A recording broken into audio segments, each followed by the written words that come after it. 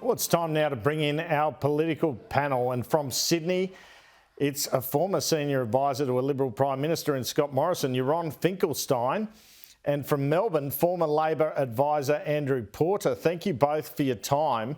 I might start with you first, Andrew, and ask about this budget quirk that we've seen the last few days. I mean, 1 minute it was dire, the budget, and the next minute we were $50 billion better off. The Treasury just always get it wrong, or what? Oh, I think these things happen, don't they, Andrew? Up to a point. You do have a situation where commodity prices, that it is the nature of a commodity price that these things are cyclical. These forecasts are, I think, often, you know, they've been used by both sides to allow worst case scenarios to sort of be advanced, but it just reflects the fact that that some of these things change. We've also seen, for instance, a significant change in fuel prices that reflects the ongoing war in Ukraine as well over a lengthy period of time. So it's not just, I think, a question of policy on the part of either Labor or the previous Liberal government. It's also just a reflection on the fact that it's in the nature of commodity prices to be cyclical. These things do move around. And you're on Finkelstein. Are we all ruined, as the Treasurer says? We need a national conversation on how to save the budget. What do you make of the budget recovery, at least for the year just gone? Well, Andrew, it's a good point. There's almost a clash. On the one hand, we've suddenly found all this money, and you've got to be careful that people don't think that we're sorted now. So the Treasurer will maintain his narrative that there's a lot of repair work to do. And I think we're hearing a lot about that. And I've heard your interview with Katie Gallagher. I think you did ask some very good questions about how will they repair it. So whether there's more money than they expected or less, the real question that voters will have is they're not as interested in that in the lead up to the budget, but they want to know, well, what are you going to do with all that extra money? That's the real question, and that takes us to how the government will explain its budget priorities. Now, on that, Yaron, politically, I guess Labor's childcare policy has been a winner. Is it the right policy in a policy sense, not just politically? They say it will drive productivity. What's your view?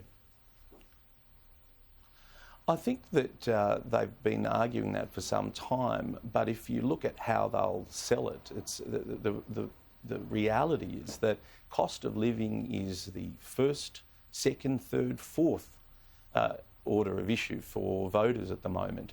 So they need to somehow wind back and try and make it a cost of living issue. Now, one of the challenges with childcare is it's been high for a very long time. It's almost normalised for voters, and it's not that they accept it, but they get that it's already high. So it's a little bit different to the way we've seen inflation and interest rates spike up. That's a new concern. But childcare costs have been almost normalised. So it'll be interesting to see how the government actually tries to tackle it within that context of cost of living, but here's something we want to try. And Andrew Porter, we have Penny Wong in New York with the chance of meeting the Chinese Foreign Minister. Now, Labor are having a lot more luck in getting these meetings with the Chinese government, but they don't seem to achieve much in them, do they? I think it tends to take two to tango, Andrew, and you are obviously dealing with changed circumstances in recent years as it relates to Xi Jinping and the leadership of the Chinese Communist Party, and broadly how they interact with not just Australia but other actors in the region. So I think the pretty consistent approach of the Albanese government and Foreign Minister Wong and others has been to quite resolutely stand up for Australia's interests, make very clear what we view our interests as being, and continuing to cleave to that. Whether or not those meetings take place, obviously it's better if those dialogues are occurring, but never at the expense of unwaveringly pursuing Australia's national interest, which is what we're consistently seeing from the Prime Minister and Foreign Minister Penny Wong and the Deputy Prime Minister and Defence Minister Richard Marles as well. Now, Yaron Finkelstein, as we lead into the New South Wales and Victorian elections, we've had the federal election result, obviously.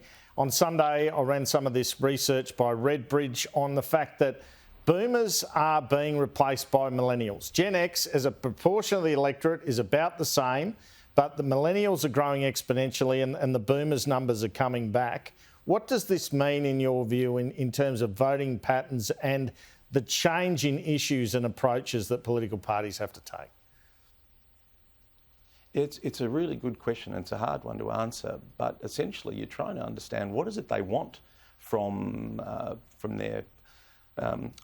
politics, from governments, and that's the hard one to answer, especially post-pandemic, which has had I think a significant impact on how they view basic concepts like work, tax, how they work. There's some really big issues that they've been thinking about post-pandemic, and the political party that works out how to align your policy ambitions with those voters is onto something, but it's pretty hard to work it out because there's a little bit of fickleness amongst that cohort, and they can change their mind quite regularly, and they certainly have a predisposition to change their mind at election time, as we've seen quite recently. So I think it's a real challenge to try and find out what is it they really want. How do their lives change for the better with what governments can offer them? Well, gentlemen, thanks so much for your time.